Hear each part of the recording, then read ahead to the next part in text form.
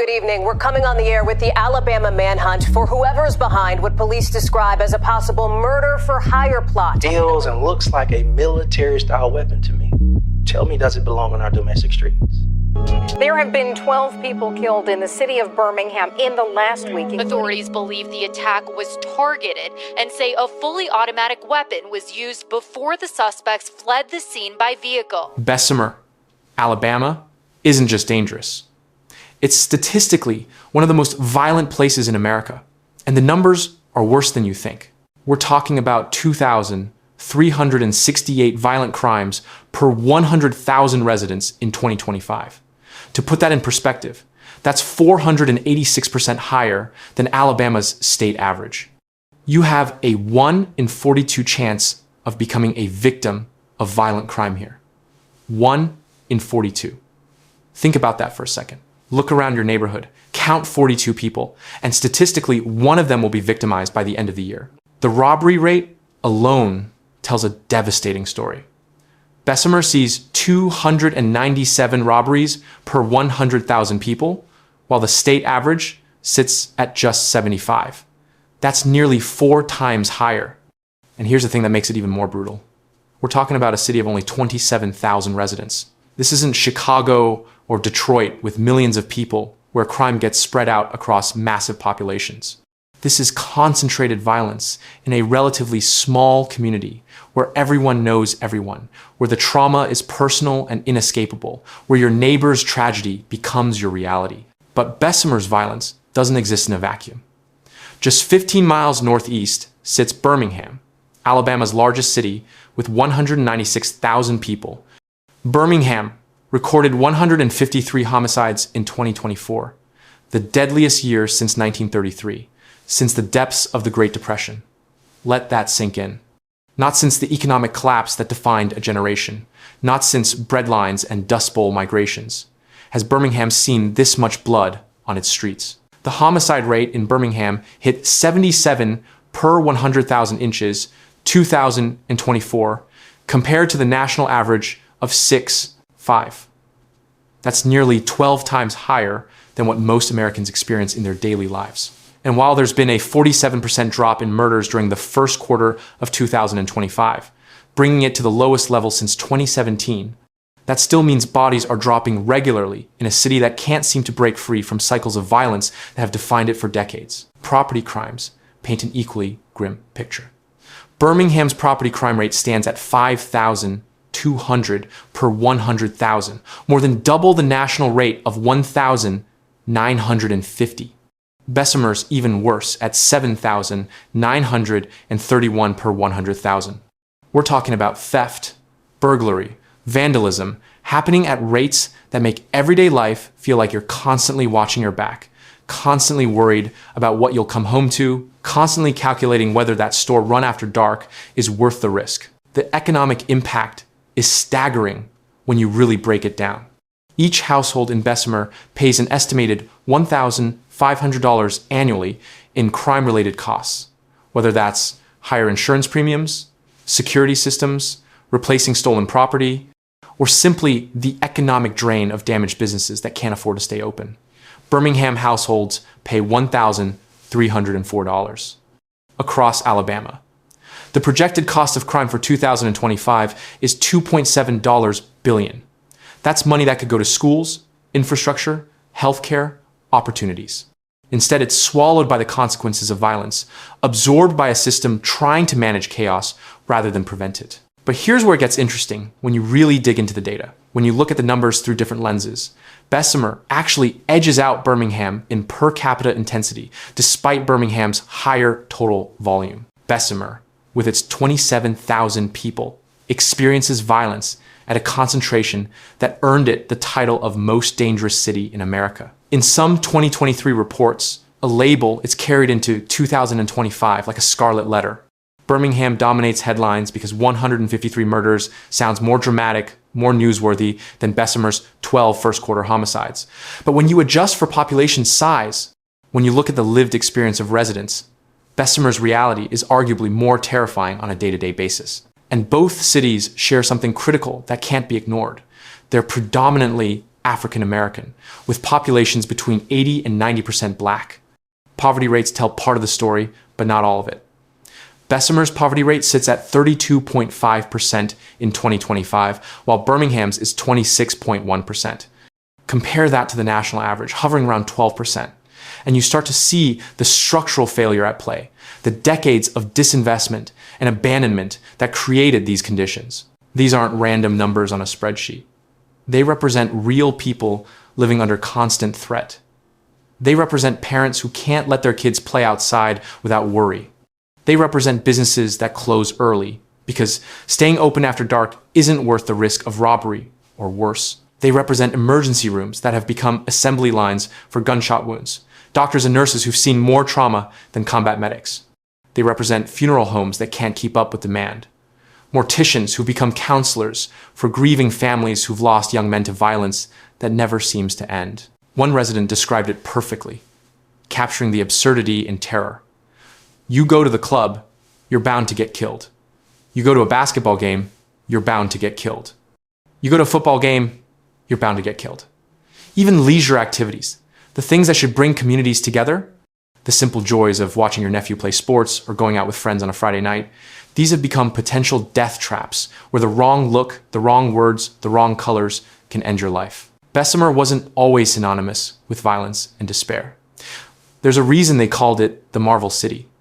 And understanding that transformation is key to understanding how communities collapse. In the late 1800s, Bessemer was born from the Steel Revolution, sweeping through the American South, while Birmingham earned the nickname Pittsburgh of the South for its massive steel production.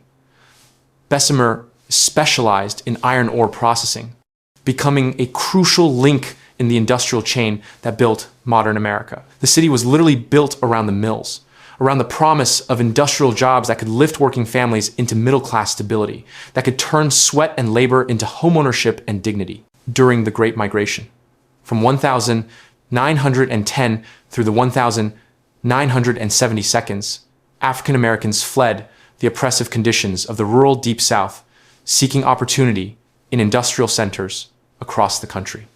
Bessemer and Birmingham attracted thousands of Black workers who found relatively good-paying factory jobs. These weren't easy jobs by any measure.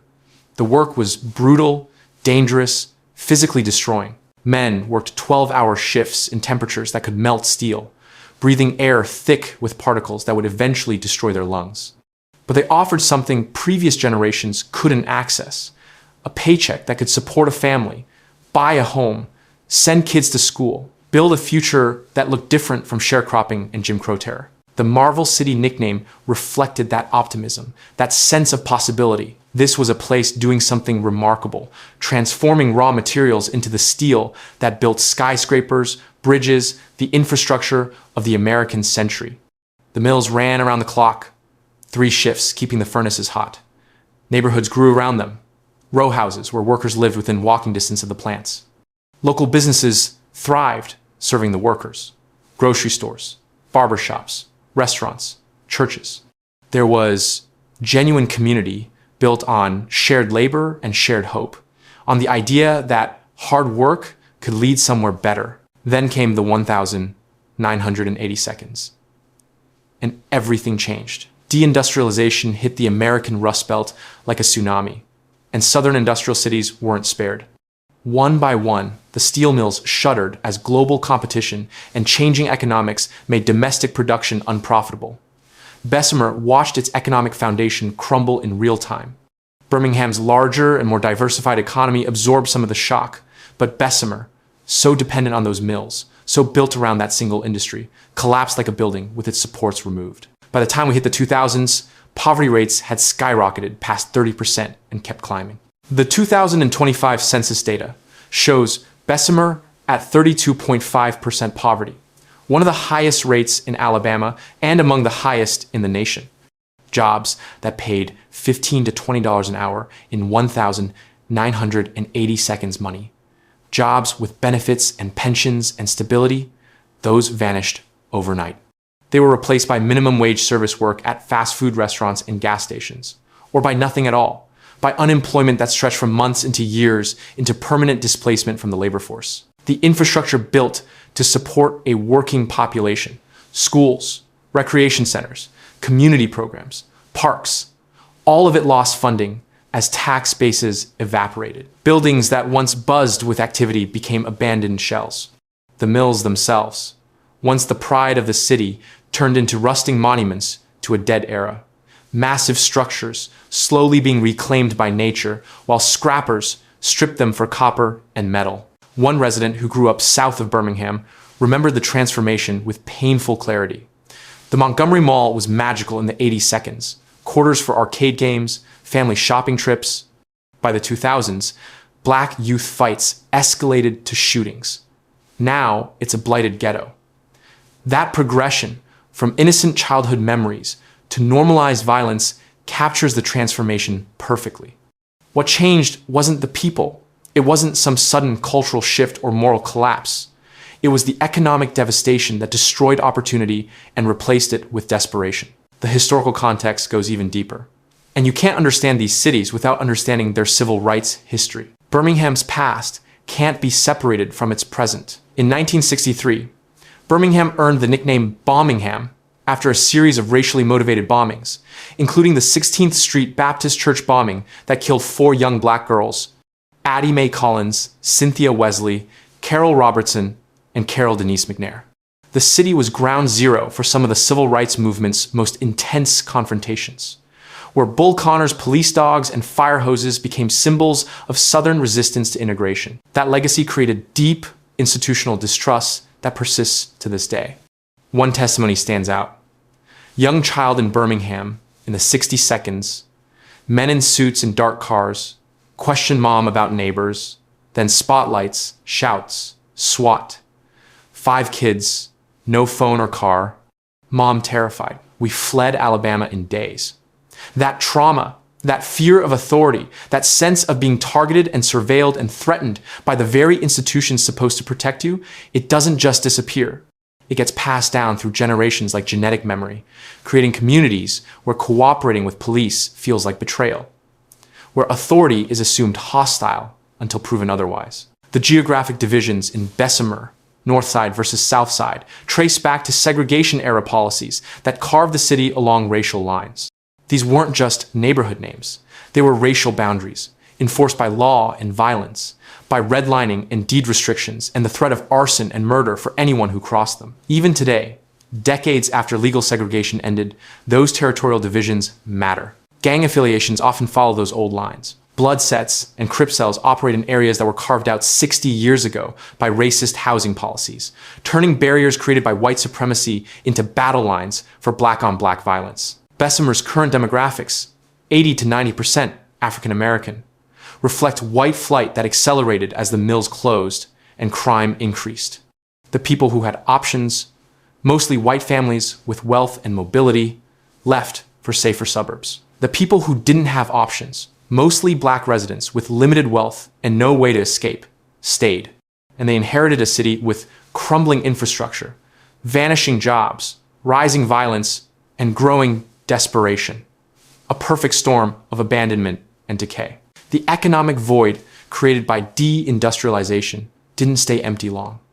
When legitimate economy collapses, illegal economy rushes in to fill the space like water seeking its level. Drug markets emerged and expanded by 2025. Fentanyl and methamphetamine dominate Bessemer's illegal drug trade, substances that kill with terrifying efficiency. One devastating testimony captures the human cost. My brother chose homelessness, died from meth laced with fentanyl 2 years ago. That's not a statistic. That's a family destroyed. A life lost to economic abandonment and the predatory drug trade that feeds on despair. Birmingham's 153 homicides in 2024 didn't happen randomly across the city. They happened in specific places, following specific patterns, claiming specific types of lives, in ways that reveal the structure underneath the chaos. The West Precinct accounts for 38% of all shootings in Birmingham, a concentration that's both geographic and social. We're talking about neighborhoods like Ensley, Woodlawn, and Druid Hills, areas that have become synonymous with violence in local consciousness. These aren't abstract zones on a map that you see on the evening news. They're communities where residents hear gunfire multiple times per week, where children learn to hit the floor when they hear certain sounds, where going to the store requires calculating routes and timing to minimize risk. One local described the reality with exhausted resignation. You hear about shootings or killings 3 to 4 times a week in Birmingham. Sad as hell. 3 to 4 times per week. That's not a war zone in some distant country. That's an American city where violence has become so normalized that it barely registers unless it's someone you know personally. Ensley saw a quadruple homicide in 2024 tied to drug disputes. 4 people killed in a single incident. Think about the ripple effects for a moment. 4 families destroyed, dozens of close friends and relatives traumatized, hundreds of community members who knew at least one of the victims forced to process that level of violence. Witnesses, especially children who saw or heard what happened, carrying that trauma forward. And it's not an isolated incident. It's part of a pattern, one event in a long sequence of bloodshed that defines daily life in certain neighborhoods. Here's what the numbers tell us when we break them down. 70% of homicides involve firearms. Alabama's lax gun laws mean access to weapons is essentially unrestricted in ways that would shock residents of states with stronger regulations. You can buy a gun easier than you can rent an apartment in some parts of the state. No permit required for purchase, no registration, no waiting period for long guns. Private sales happen with no background checks. This creates an environment where conflicts that might end in fistfights or heated arguments instead end in bodies on the pavement, where a momentary flash of anger becomes a permanent tragedy because lethal force is always within reach. The demographic profile of victims and perpetrators is stark and demands honest examination. 70% are young black men, mostly between ages 15 and 30. This isn't about race as a biological or cultural cause.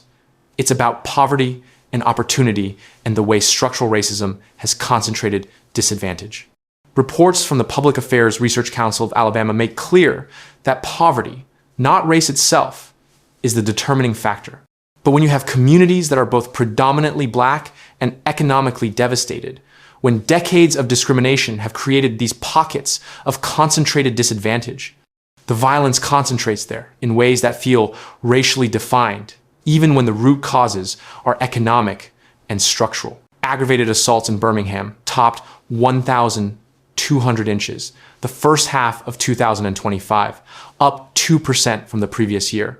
Even as homicides decreased, these are attacks with weapons, attacks that cause serious bodily harm, stabbings and beatings and shootings that don't quite kill but leave permanent damage. Many of these happen in the context of ongoing beefs between different sets and crews, conflicts that can stretch back years over territorial disputes, personal disrespect, retaliation for previous violence. The violence isn't random, it's targeted, retaliatory, part of cycles where every action demands reaction, where letting disrespect slide means losing status and control. Robberies tell their own story. About economic desperation and predatory crime, Birmingham sees over 250 robberies per 100,000 residents compared to the national average of 66. Carjackings specifically have surged 15% in the first half of 2025. A trend that speaks to both the value of vehicles and the brazenness of criminals willing to use violence to take them. These aren't crimes of desperation by individuals stealing food to feed hungry families. These are often organized operations where cars get stolen and chopped for parts within hours, or used in other crimes before being abandoned or sold out of state through networks that move stolen vehicles like legitimate inventory. One particularly brutal incident in 2025 captures the scale and normalization. 7 people shot outside a nightclub in a single incident. 7 victims, 7 families getting phone calls in the middle of the night. 7 people who went out for entertainment and ended up in emergency rooms or worse. Somehow that didn't make national news because in Birmingham, mass casualty events have become almost routine. When you're competing with school shootings and terrorist attacks for media attention, when violence is so constant that editors become numb to it, 7 people shot at a club barely registers beyond local coverage. The property crime surge is equally concerning and reveals another dimension of the crisis. While homicides dropped 47% in the first quarter of 2025, property crimes increased 9% in the same period. What does that tell us? It suggests people are still desperate, still engaging in criminal activity to survive or profit, but perhaps shifting tactics in response to increased law enforcement presence. Instead of violent confrontations that draw police attention, they're hitting empty houses during work hours, stealing copper wiring from abandoned industrial sites that nobody guards, breaking into cars parked on dark streets, taking what they can without the risk of murder charges. One business owner's testimony captures the personal violation these crimes represent. Thugs hit my businesses twice, stole copper wiring. My sister had a gun to her head in a robbery. The economic loss is real. Businesses operating on thin margins can't absorb repeated thefts. But the personal violation, the trauma of having a gun pointed at your head, that damage extends far beyond the dollar value of what was stolen. That's psychological scarring that affects how you move through the world, how you trust people, how you sleep at night. The economic impact per household averages $1,304 annually in Birmingham. But that's just measurable costs. Insurance premiums that keep going up, security systems, replacing stolen property, lost wages from injuries or court appearances, therapy costs for trauma. But how do you quantify the psychological toll of constantly feeling unsafe? How do you measure the impact on children growing up hearing gunshots at night, seeing crime scenes in their neighborhoods, learning that violence is normal and death is always close? How do you calculate the cost of businesses that never open because the risk isn't worth it, jobs that never get created, investment that flows to safer areas? But here's the thing that gives some hope. The data point that suggests change is possible. The 47% drop in homicides during the first quarter of 2025. That's the lowest quarterly homicide rate Birmingham has seen since 2017. Something changed. And the something appears to be targeted law enforcement operations that disrupted key criminal networks rather than just reactive policing that responds to violence after it happens. Understanding Birmingham's violence requires understanding how criminal organizations actually operate. And the Damien McDaniel case provides a detailed blueprint of structure, reach, and impact. In 2025, authorities arrested Damien McDaniel and charged him in connection with 16 homicides, 16 separate killings. This wasn't a lone gunman going on a spree. This wasn't even a small crew doing hits. This was someone operating as part of a sophisticated network with reach across multiple jurisdictions, someone whose organization touched dozens of lives and left a trail of bodies that stretched across years. The subsequent investigation led to 33 arrests of individuals connected to McDaniel's organization. And here's where it gets interesting. These 33 people weren't all triggermen. They weren't all out shooting people. Criminal organizations function like businesses with different roles and specializations. Some were lookouts posted on corners to watch for police or rivals. Some were weapons suppliers who sourced guns and ammunition. Some ran safe houses where drugs were stored or people could hide. Some handled drug distribution, managing corners and customers. Some did enforcement, carrying out violence when needed. Some handled money, moving cash and maintaining financial records. It was organized, structured, hierarchical, in ways that mirror legitimate businesses. This network operated across multiple cities in Jefferson County, not just Birmingham proper. They had members in Bessemer, in surrounding suburbs, creating a web of criminal activity that crossed jurisdictional lines and made traditional policing difficult. When you can commit a crime in one city and flee to another jurisdiction, when your organization spans multiple police departments that don't always communicate well, you gain advantages that local law enforcement struggles to counter. The impact of dismantling this one network shows up clearly in the statistics. That 47% drop in homicides in Birmingham's first quarter 2025 correlates directly with these arrests. Remove key players from the ecosystem, disrupt command structures, and violence decreases, at least temporarily. It's like removing a keystone species from an ecosystem. The effects cascade through the entire system. But let's talk about what these organizations actually do beyond the violence. They're not just randomly shooting people for fun. They control territory for drug markets, and those markets are worth millions of dollars annually. Controlling corners, controlling customers, controlling distribution routes, that's what drives the violence.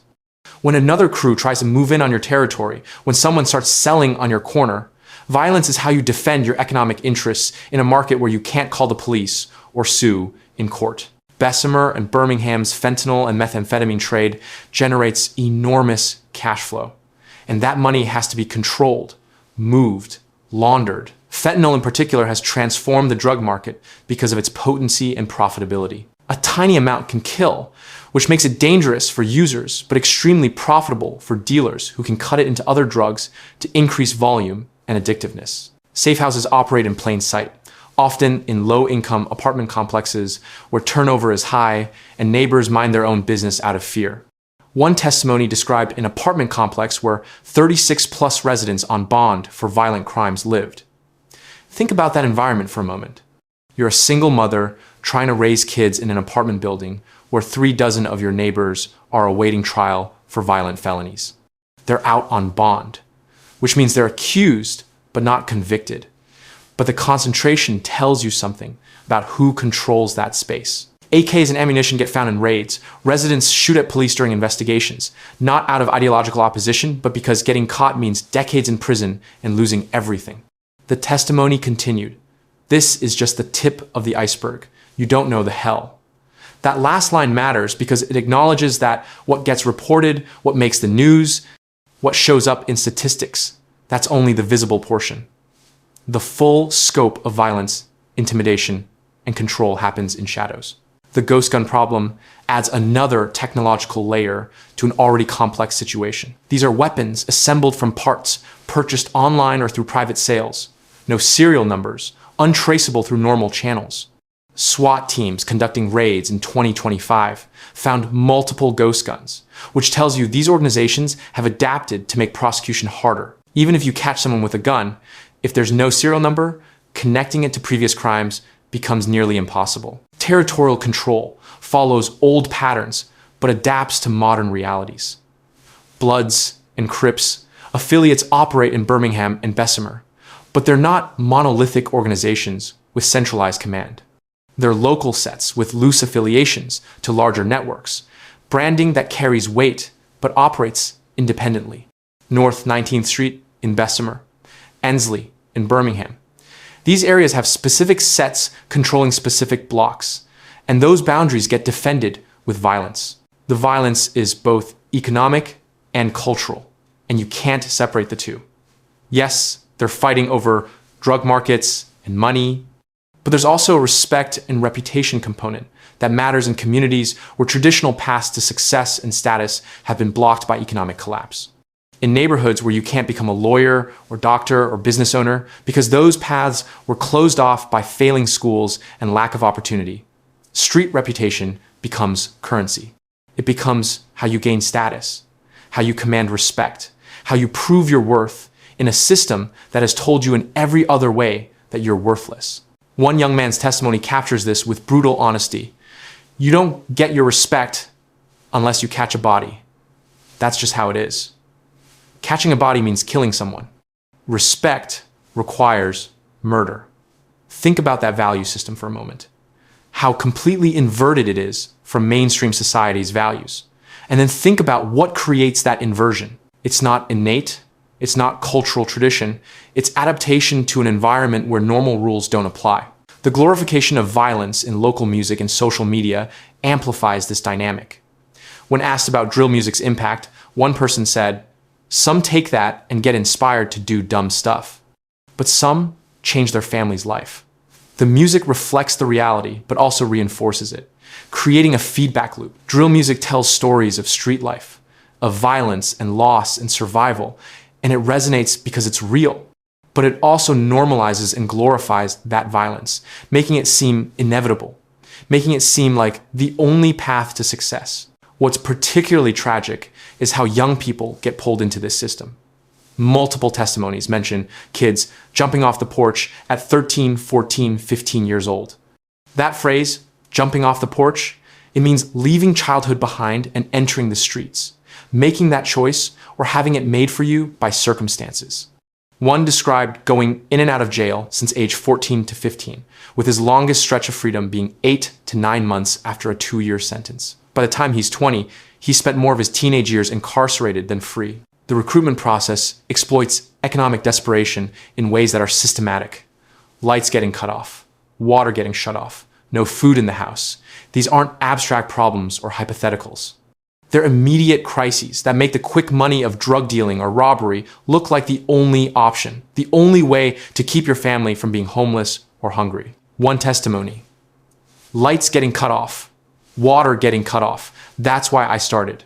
That's a 5-year-old kid watching his mother struggle, watching utilities get shut off, and making a choice that will define the rest of his life. The statistics tell you Bessemer and Birmingham are dangerous. The testimonies tell you what that danger actually feels like, what it means to live inside these numbers rather than just reading about them. Drug criminals squatted nearby, set my house on fire with me asleep inside at 3 a.m. Imagine waking up to flames, to heat and smoke, scrambling to escape, and knowing it was deliberate, knowing someone tried to burn you alive. The testimony continues. Court disarmed me permanently. So not only did they try to kill him, the legal system then removed his ability to defend himself, leaving him vulnerable in a neighborhood where violence is constant. Another resident described 3 decades of change compressed into brutal summary. Lived 30 years, black folks moved in 2 years ago. Car stolen and totaled. House and cars vandalized. Property gone. Woke to SWAT raiding for ghost guns next door. 3 decades of peaceful existence, knowing your neighbors, feeling safe, then 2 years of escalating chaos. The SWAT raid for ghost guns confirms what kind of neighbors moved in, people connected to serious criminal activity, people manufacturing or distributing untraceable weapons. Called police most here, verbal assaults constant, physically hit twice, property vandalized endlessly. This is someone describing their workplace, not a war zone, but their job. They're getting verbally assaulted, physically attacked, their property vandalized, and it's just normal, just part of going to work every day. When work becomes that dangerous and nobody does anything about it, what does that say about the value placed on certain lives in certain places? The experience of young people is particularly haunting because it reveals how early trauma begins. One person witnessed a death at age 5 years old, kindergarten age. I ran home. I was a child.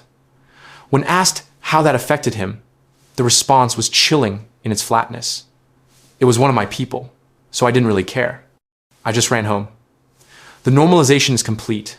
Death at 5 becomes just something that happens, not a traumatic event that requires processing, but just part of the environment, like weather. Multiple people describe getting shot in ways that reveal both the frequency and the aftermath. Shot 9, 10 times, 11 times at age 19. Hit in the face, in the head. Survive somehow, medical intervention, saving a life that by all logic should have ended.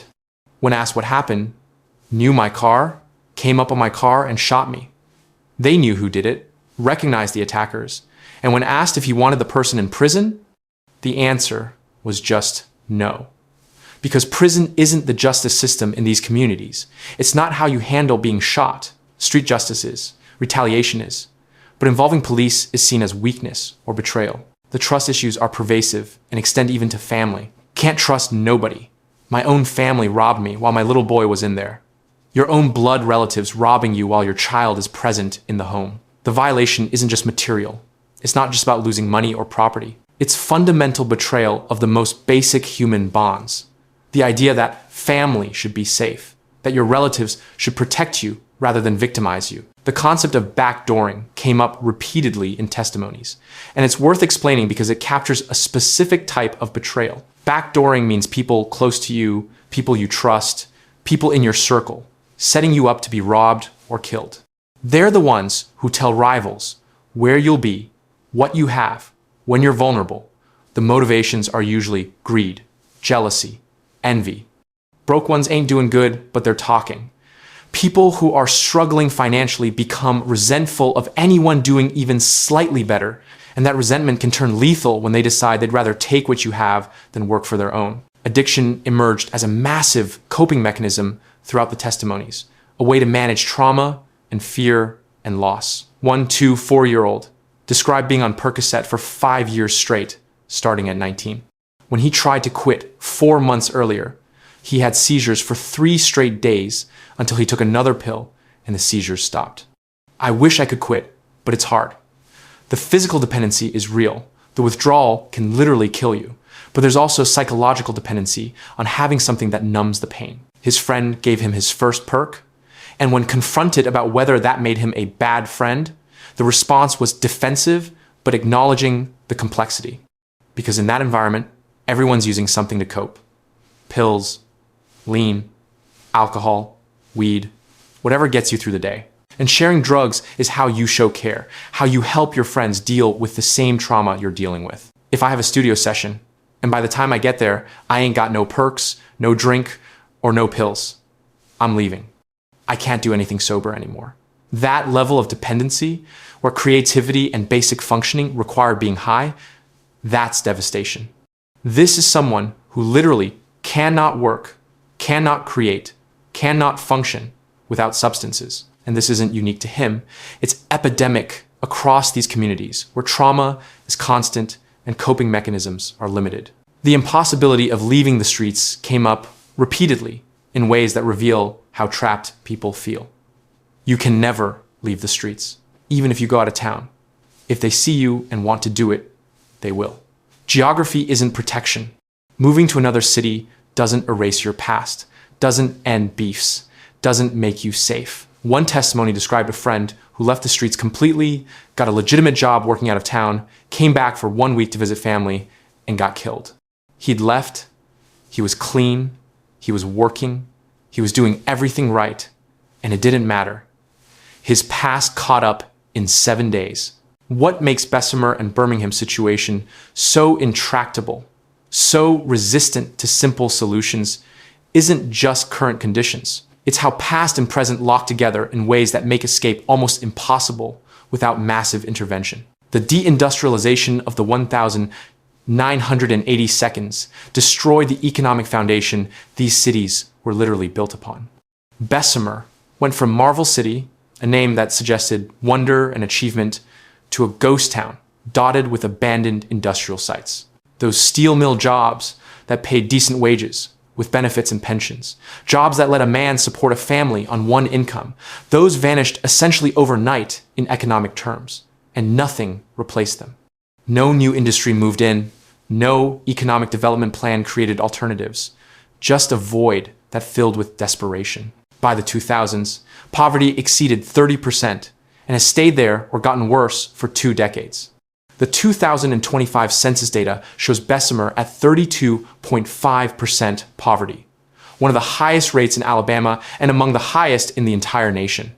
Jobs that paid $15 to $20 an hour in 1,980 seconds, money adjusted for inflation, that's like $45.60 an hour. Today, those vanished.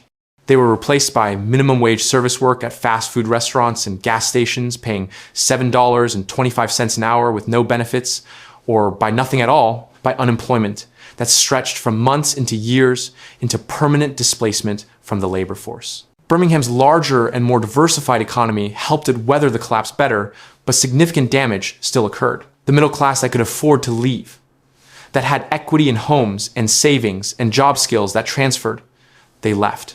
White flight had already begun during integration, but economic collapse accelerated it and added black middle-class flight too. What remained was concentrated poverty in specific neighborhoods, the same neighborhoods that now have the highest violence rates. The educational system collapsed alongside the economy in a vicious cycle.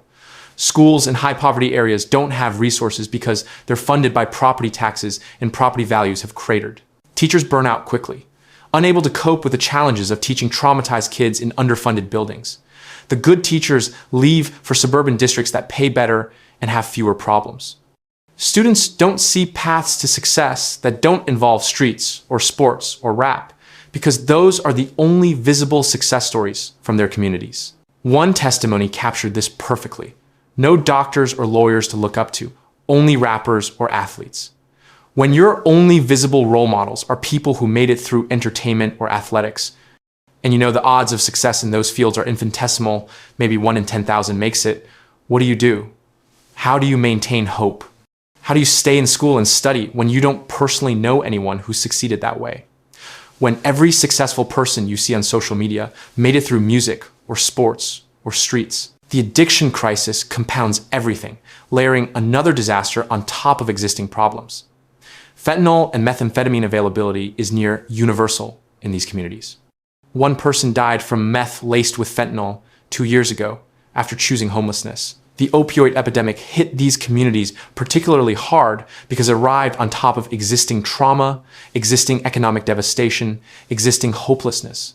People who were already struggling to cope suddenly had access to substances that could erase pain completely, at least temporarily. And the fact that those substances kill efficiently didn't matter when life already felt worthless. Alabama's gun laws create an environment where conflicts escalate to lethal faster than they might elsewhere. No permit required for purchase, no waiting period, minimal restrictions on who can buy or carry.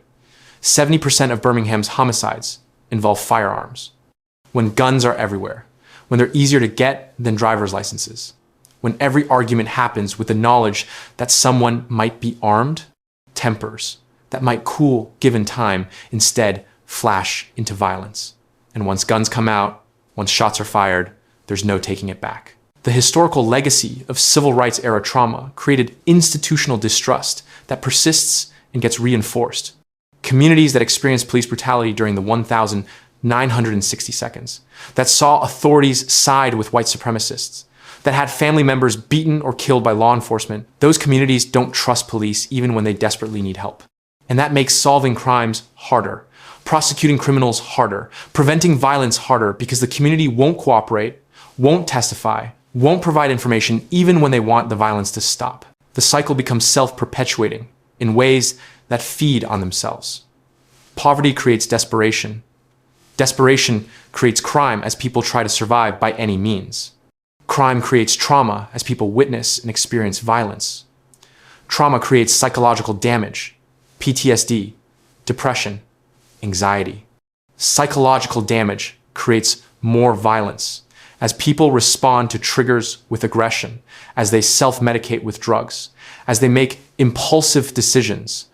Violence creates more poverty as businesses leave, property values crash, investment flows elsewhere, and round it goes. Youth get trapped in this cycle early, before they're old enough to understand the consequences. Testimonies describe jumping off the porch at 13, 14, 15. By the time they're legal adults at 18, they've already been in and out of jail multiple times. They already have bodies on their conscience, people they've killed or helped kill. They're already addicted to substances they used to cope. They already have enemies who will kill them if given the chance, beefs that will follow them forever.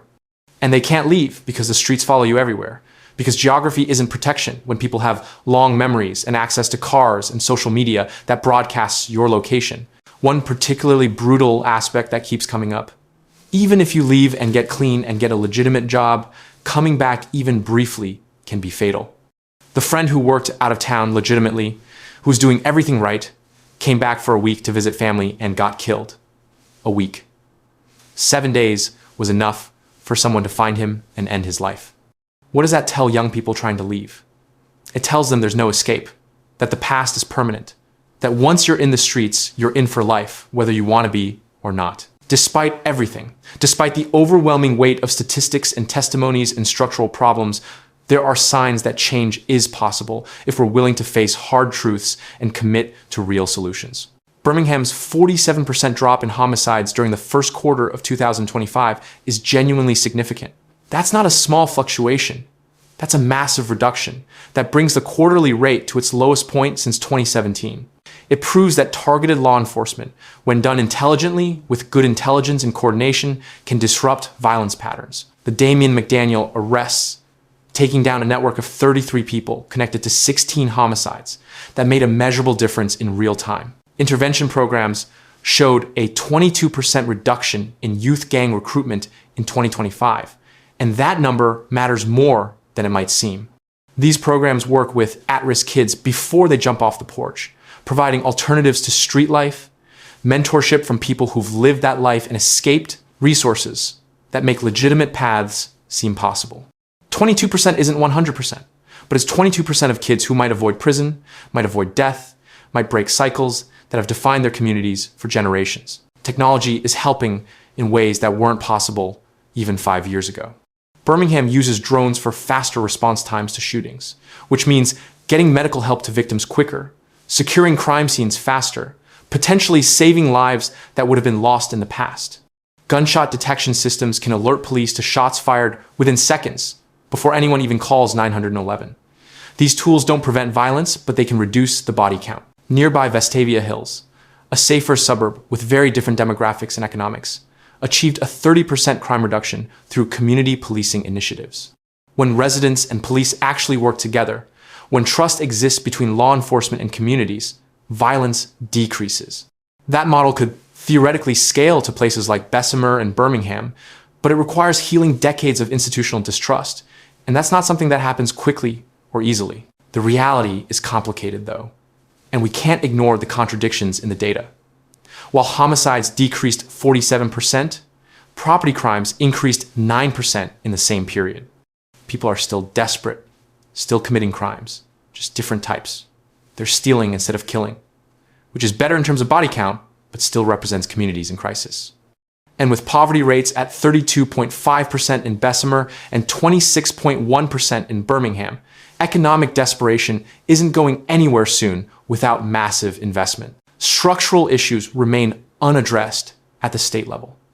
Alabama's political leadership hasn't invested meaningfully in these communities in ways that would address root causes. The $2.7 billion annual cost of crime across Alabama could fund massive intervention programs, economic development initiatives, education reform, mental health services, addiction treatment, but it doesn't. That money gets spent on prosecution and incarceration, an emergency response, treating symptoms rather than causes, managing crisis rather than preventing it. There's an interesting political dimension here that's worth examining honestly. 27 of the 30 deadliest cities in America are under Democratic leadership, a statistic that conservative media loves to cite, but Bessemer and Birmingham exist in a red state, Alabama, which has been solidly Republican in state government for years. These are blue cities in a red state, which creates unique challenges. Local Democratic leadership may want to implement certain policies, but they need state support and funding, and that support often doesn't come when state-level Republicans view urban problems as separate from their suburban and rural constituencies. The people living this reality understand it better than any outsider, and their voices matter more than academic analysis. One funeral home director who spent 26 years burying bodies, who's seen the worst this violence produces, said something profound. We are our own worst enemies. It's not other races killing black people. It's us doing it to ourselves. That's not self-hatred. That's not buying into racist narratives. That's brutal honesty about internal community violence, about the fact that the primary threat to young black men in these cities is other young black men, and that uncomfortable truth has to be acknowledged before solutions can work. Another voice, someone trying to guide younger people. Stop telling on yourselves. Stop self-incriminating. Youngsters make quick decisions with no thought process, then they're in handcuffs. Social media has made police work easier in ways that seem almost comical. People literally broadcast their crimes, posting videos of themselves with illegal guns, bragging about shootings, documenting drug deals. Then they're surprised when police show up with evidence they provided themselves. The message to young people from someone who lived the street life and survived. If you're going to do something, do it by yourself. Move by yourself. Choose the company you keep wisely. It'll eliminate situations you put yourself in. Pride yourself on respect. It doesn't cost anything to respect another man, but it can cost your entire life to disrespect the wrong one. That last line captures the stakes perfectly. Disrespecting someone, saying the wrong thing, looking at someone wrong, being in the wrong place. These can be death sentences. In an environment that volatile, where ego and reputation can cost your life, where every interaction carries potential for lethal violence, how do you build a peaceful society? How do you create space for normal human conflict and resolution when every conflict can escalate to murder? The answer isn't simple, and anyone who tells you they have a simple solution is lying or ignorant. Real change requires massive economic investment to create legitimate opportunities that compete with drug money. It requires addressing the addiction crisis with treatment instead of incarceration, with medical intervention instead of moral judgment. It requires rebuilding trust between communities and institutions. And that takes generations when the distrust is that deep. It requires educational reform that gives kids real paths forward, not just rhetoric, but actual resources and opportunities. It requires gun policy changes that make firearms less accessible, which in Alabama's political climate seems nearly impossible. It requires trauma-informed intervention programs that understand why violence happens and address root causes.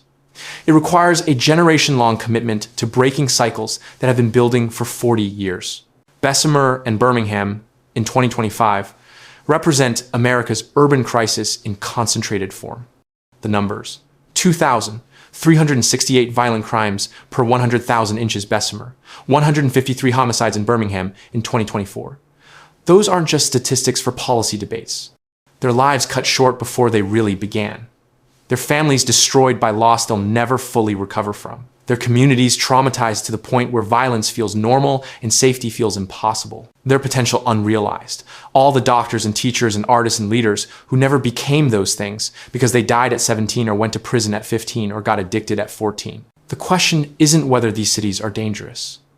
The data answers that definitively, overwhelmingly, without room for debate. The question is whether we, as a society, not just Alabama, but America, have the will to do what's actually necessary to change that reality, or whether we'll just keep making documentaries about predictable tragedies, writing think pieces about structural racism and poverty, having the same conversations we've been having for decades, while another generation gets lost on Alabama streets, while Bessemer stays the murder capital and Birmingham keeps breaking its own records for blood. Because here's the truth.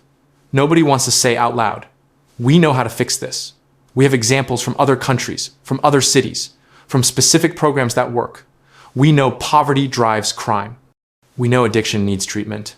We know kids need opportunity. We know trauma needs healing. We know all of this.